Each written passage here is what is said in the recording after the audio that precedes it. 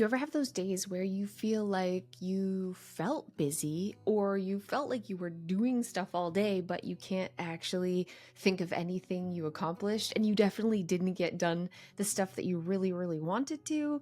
I feel like this is something we can all relate to. And today we're talking about some real strategies to get more done and feel more accomplished, but in way less time.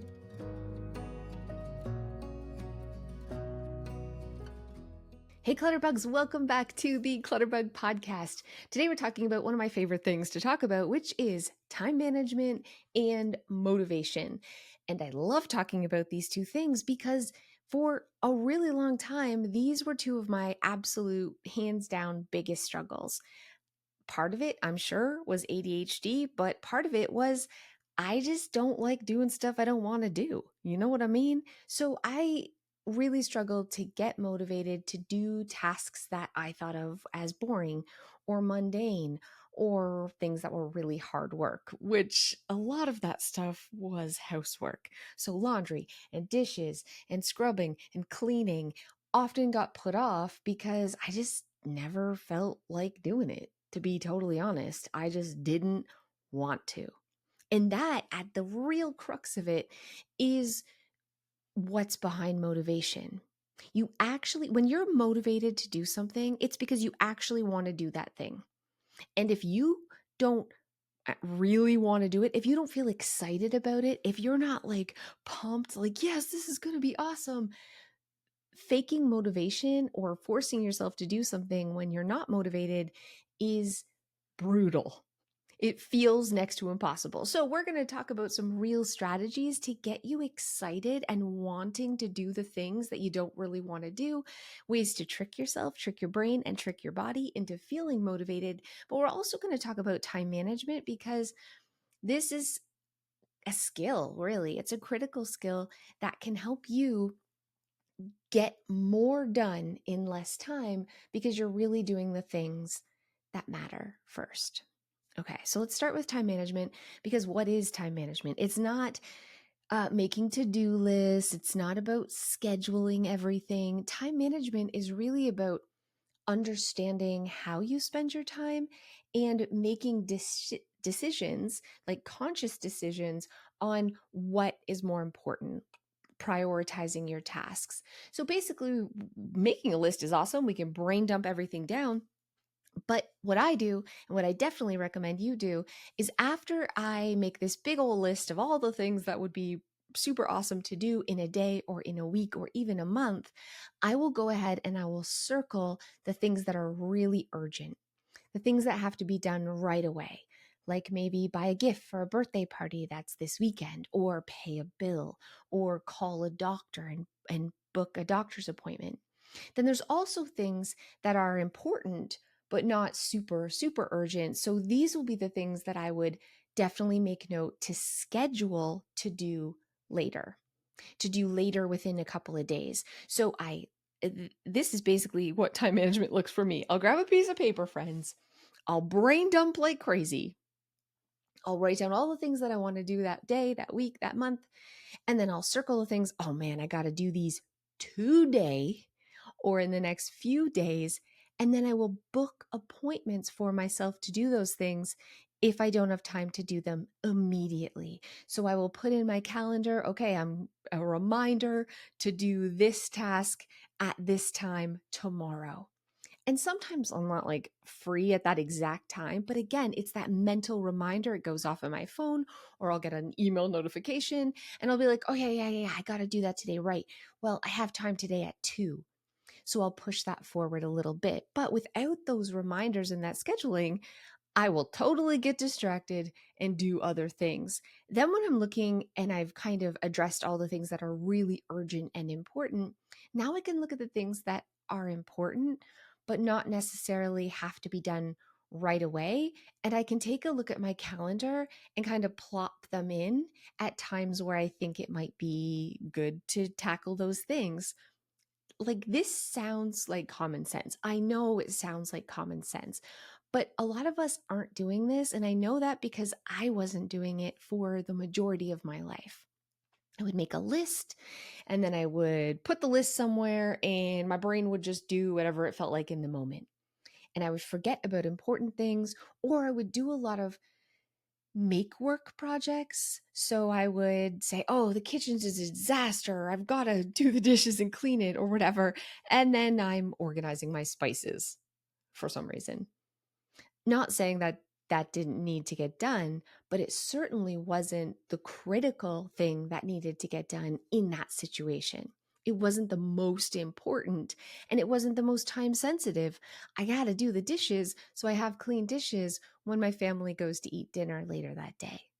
So, stopping myself from getting distracted and doing a lot of these little make work projects is absolutely critical. And the way that I do that is writing down all the things I want to do and then circling the urgent, most important things or writing those on a separate list and scheduling them into my day. So, I mean, you kind of get it, right? You're visualizing where you should spend your time and you're prioritizing the things that matter most. So you're kind of forcing yourself to do those things first. But this is where we get into motivation because maybe you've got to clean your kitchen, but you really don't want to tackle the dishes. You know, you're dreading it. They've gone a couple days, they're baked on, or maybe the mountain of laundry looks like it's going to take hours to put away, and you're dreading all of that. And we get more excited about organizing a junk drawer or another little project that still is productive but doesn't feel as daunting as the important task. So, even though time management is critical and identifying the things that are really important, scheduling them into our days, putting them in our calendars, setting reminders, that doesn't mean we're going to do it. Let's get real. That doesn't mean that just because we know this thing is the most important doesn't mean we're going to actually get off our butts and start with that thing. Because the big thing that's missing for a lot of us is the motivation to do those things. So, we're really going to dive into this little tips and tricks and things that you can do to feel motivated in those times that you just don't. To to create that excitement and the actual want to get up and do those things. And I promise you, this is easier than you think. But as you're listening to this podcast, do me a favor and get up and let's really take action on something. Let's make it better today. In the next few minutes, 15 minutes that you're going to spend with me, make something better so that you don't have to do it later tonight and you don't have to do it tomorrow. This is about giving yourself a gift. So whether that is get in there with me right now, let's put away laundry, let's do those dishes, let's declutter something, let's vacuum the floor, let's get a wet cloth and just walk around and dust stuff. It does not have to be crazy pants, but also, is there something really important that you've been putting off? Something that you're like, I gotta do this. This is something that needs to be done. It's super important, and I've been procrastinating it. Let's talk right now about how I can help you get motivated to do it right now. And the one thing I just talked about is actually a motivational strategy that works for me, and not motivation isn't one size fits all either. So this might not work for you. But again, I'm going to talk about lots of techniques, and I promise one of those will. So for me, looking at my future self as my best friend and always thinking, how can I make her life easier? How can I take some weight off of her shoulders?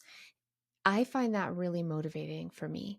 And I think that motivation comes from, I wish other people kind of looked at how busy I am and other people looked at me and said, oh man, I'm going to give her a break and I'm going to do this little task for her to be kind to her. And I was always waiting for somebody else to look at me that way and to be considerate of me in that way and do these kinds of things for me. Maybe like one of my love languages is acts of service. And I was thinking about this many times and kind of feeling sorry for myself. And I thought, why can't I give this gift to myself? Right. And and that strategy of like really just trying to love myself in this way by doing something small to make my life easier later, I personally find that extremely motivating because I really do see it as a form of self love, doing something small so I can rest later. Taking something off my plate so I'm not overwhelmed tomorrow is a way of thinking. It's a mindset shift that is very motivating for me. Now, if that's not resonating with you, that's okay, because there's a ton of other things that we can do. And one of my favorite motivators is actually Tony Robbins. And if you've listened to Tony Robbins, or if you haven't, he really focuses on the body and the connection from the body to the mind. So, one of the techniques that you're going to hear over and over from Tony Robbins and a lot of other truly motivating people who are motivating experts is to move your body in a way that you would if you actually felt excited and pumped and happy to do that thing. So, you don't want to do the dishes. You don't want to do the laundry. You're not feeling like, ooh, you don't have energy. You want to sit on the couch. You want to just lay around. You want to take a nap. There's no energy going on when it comes to this task. But if we can take a second and move our body, so we kind of bounce up and down a little bit, or we like, woo, do some jumping jacks, turn on some music and dance around, clap our hands, doing these sort of like, think about, you just won the lottery. How would your body react? And when we move our body in this way, it has that connection to our mind that makes our mind feel happy and excited. It really works. So, like, that's why when you're a kid and you're about to do something that you don't really want to do, the teacher might say, let's get up and do some jumping jacks, or let's like cheer and woo. If you ever go to like motivational seminars, they will absolutely get you up and get you starting moving your body, because this is a proven technique to affect your mind. Move your body in a way that tricks your brain into thinking you're excited and motivated. And if you follow Mel Robbins, who is also somebody that I love, she talks a lot about high-fiving herself in the mirror. So literally like high-fiving, like, you got this, and high five, excitement, high five. That again is a movement that signals to your brain you're motivated, you're ready, you're excited, you know you're going to do this, you're pumped, even though you're not, okay? Even though you don't feel that way. It's like moving your body. Another incredible technique for motivation we talk about ad nauseum, okay? I talk about this so much, and if you're in the Take Your House Back group, we talk about this all the time, but we talk about it because it works. And that is 5 minutes matters. So setting a timer for 5 minutes and only having to do the horrible thing that you don't want to do for 5 minutes. So you're dreading putting away that pile of laundry, set a timer on your phone. You only have to put away laundry for 5 minutes. Don't want to do the dishes? You only have to wash for 5 minutes. You only have to start emptying the dishwasher for 5 minutes. Set a timer and do 5 minutes. And I think why this is so powerful is because getting started is the hardest part, but also we can stop at 5 minutes. We don't have to keep going, and we've still made progress, and it's better than it was 5 minutes ago. And that is powerful. Most of the time, what we're going to do is actually keep going. But even if we don't, we're still ahead. And a lot of people resist this 5 minute matters strategy because they look at the mess and they think, well, 5 minutes isn't going to make a difference. That's a waste of my time. It's a waste of my energy. I'll just wait and do the whole thing later when I feel motivated. But we know motivation just doesn't work like that. First of all, you are just making your life harder for yourself down the road, tomorrow or the weekend, who you're putting this off on. Second of all, it's just going to continue to get worse and more stuck on, or the pile's going to grow even bigger, right? You're just adding more work down the road. But the most important thing is motivation doesn't just hit us.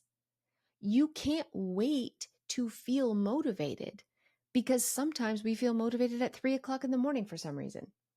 and that's not right.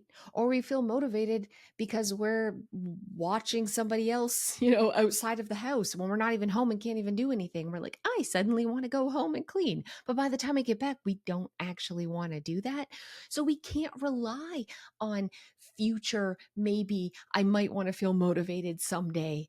We can't rely on that. We have to create our own. And setting a timer for 5 minutes is one of the most effective ways to create motivation and to get things done, even if we stop at 5 minutes. That's okay. You've done enough, and that's amazing. Another motivation technique, again, if none of these are resonating, or if you've tried them and you're still like, I just don't feel like it, Cass. Listen, another motivational technique is called visualizing success.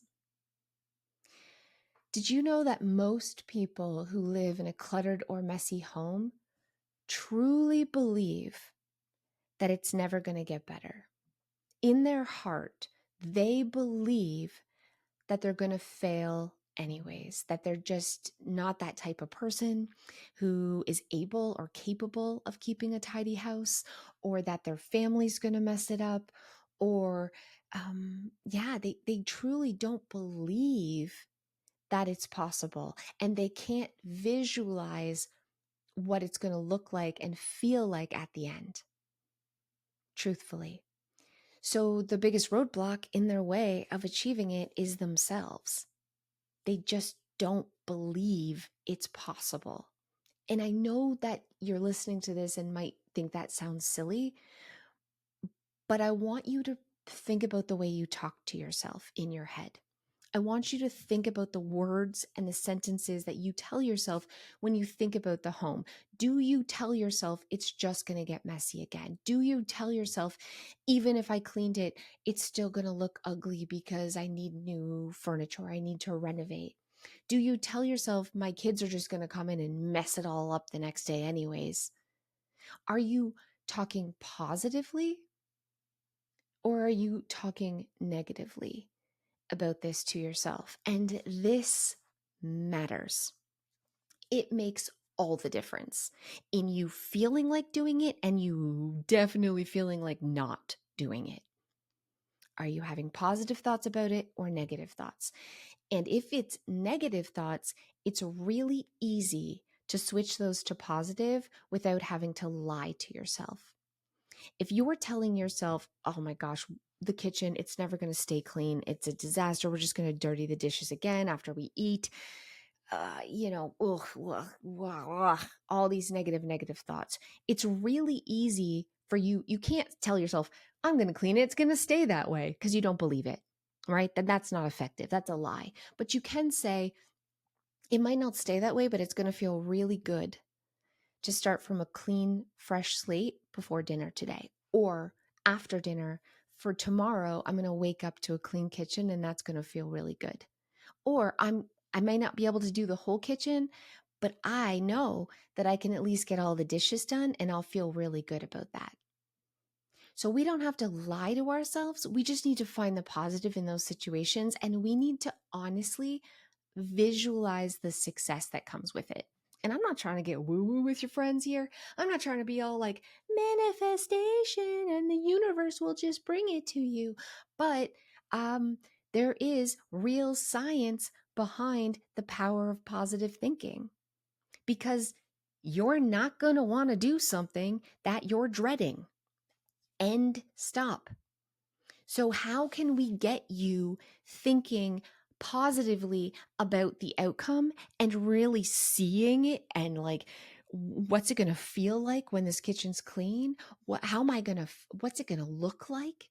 How am I going to feel about myself when I catch up on all the laundry? That's going to feel so good. And allow yourself to feel that, because then you're going to start feeling that motivation to actually do it, because you're feeling positive thoughts. You're feeling maybe even a little excitement about what it's going to look like when it's clean and how good it's going to feel, right? And that's the truth, and the root of motivation is excitement and drive and the real want to do it. Before I let you go today, while you're cleaning and you're doing like you're kicking your house's butt, you're making things awesome, you're checking stuff off your list, I want to nerd out with you guys for a second and really try to encourage you to do something that maybe you're going to think is weird, or if you've already done this, maybe update it. And that is creating a vision board. Hear me out, friends. It doesn't have to be a big piece of Bristol board where you cut a bunch of magazine pictures out and paste them on like a school project. I actually don't love those kind of vision boards. What I mean by a vision board is actually having goals for yourself and not just goals in your head. Taking them out of your head and putting them somewhere. And it's great to write it down. Like I have a goal planning binder. I'm like a nerd about goals. Listen, okay? I'm a nerd about goals, but that's okay. I have a goal planning binder, but I also, because it's in a binder, I forget to remember. So the thing about a vision board is it's a visual cue of like, oh yeah, this is what I'm working towards. Oh yeah, this is going to be amazing when I achieve this thing. And I don't want you to put things like be a billionaire or have a yacht if that is out of the realm of possibility. The magic here is choosing things that are definitely in the realm of possibility for you, but something that you're going to have to push and drive for. So maybe you want to have a clean, clutter-free home.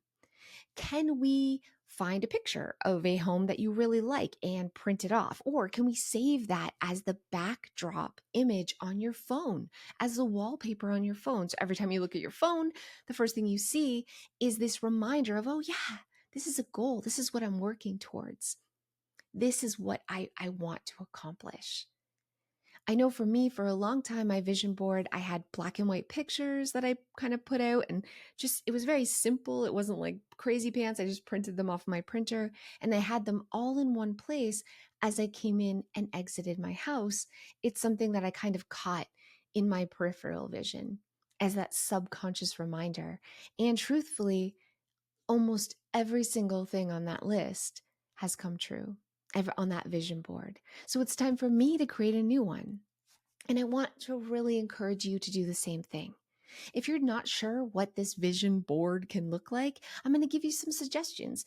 You can literally find photos of examples of the thing. Maybe you want to become debt free. Maybe you want to start a little business. Maybe you, I don't know. I mean, you want to redo your living room. There's so many things that you could put on your vision board, but what it could look like could literally be you printing out some pictures and putting them in dollar store frames and maybe having a few of them on your dresser in your bedroom. So when you wake up, you see, you're like, oh, those are my 3 goals that I'm working on. Or use them as the backdrop of your desktop on your computer, or use them on your phone. And if you go to clutterbug.com, you will see a free digital template for a vision board that's electronic. So it's already designed for you in Canva. I did that for you. It's on clutterbug.com. Under the printables section, you're going to find a digital download for a template of one for your phone and one for your computer. Or you could print it out and you kind of find photos that you like, and you, on the computer, you save them to your computer, you drag and drop them in, and it's a really fast and easy way of creating this bigger goal for you. And not just in your head, but somewhere really visual to remind you. So before I let you go, please think of a goal that you would like to accomplish by the new year or in the new year. And how can we create a visual reminder somewhere in your home of this big, amazing goal that you are definitely going to achieve? Because there's real power in that constant reminder, that subconscious reminder of, oh yeah, this is what I'm working towards. And oh yeah, I'm excited about achieving this. And I can't wait until I get there. And when you are having these sort of thoughts in the back of your mind without even realizing it, because you've seen this thing on your phone or on your computer, or maybe something small that's like on your desk or on your dresser, This will keep you motivated to keep working towards that goal. I promise you it works. It really is quite magical, friends. Not like woo-woo universe magical, but brain magical, because your mind is an incredibly powerful thing. So, short and sweet little podcast today. I hope you got something done. I hope you're proud of yourself because you're amazing. And if you want to stop, stop. You did enough. You made it better. You're incredible. Just get back there tomorrow and do a little something again, because consistency is the key. Thank you guys so much for hanging out, and I'll see you guys next time.